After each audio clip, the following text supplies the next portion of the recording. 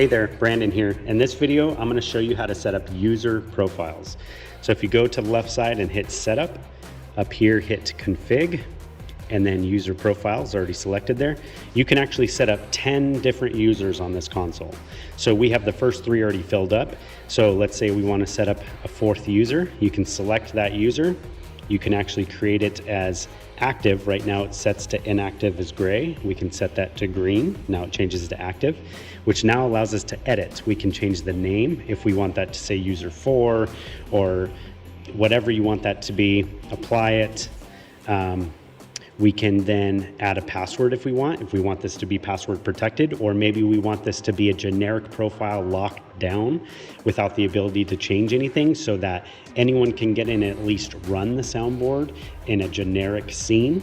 That's an option as well. So we usually at least do a basic password that our people know, so it keeps people off the board that shouldn't be there. And then you can add comments here if you want to.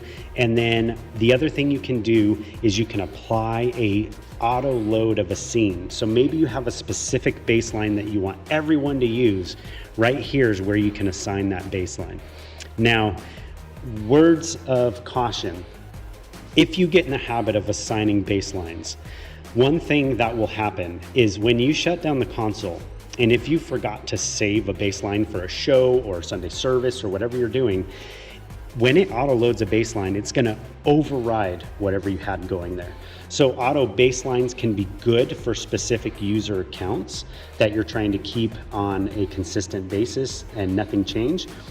But they can also harm you if you forget to save your scenes. So just keep that in mind. So this is the area you do that. And then furthermore, so let's say user 4, we don't want them to have all their all the extra permissions of changing the EQs and everything that could mess up our next service, right? So under user 4, I can actually go in here and set all the permissions, which is very highly detailed.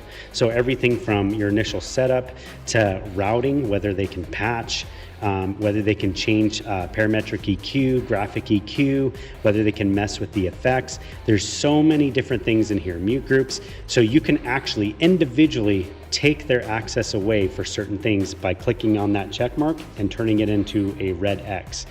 And then of course, when you're done, you can just hit apply and close. And that'll set the permissions. And then your user profile is set up and ready to go. I hope this video was helpful. See you in the next one.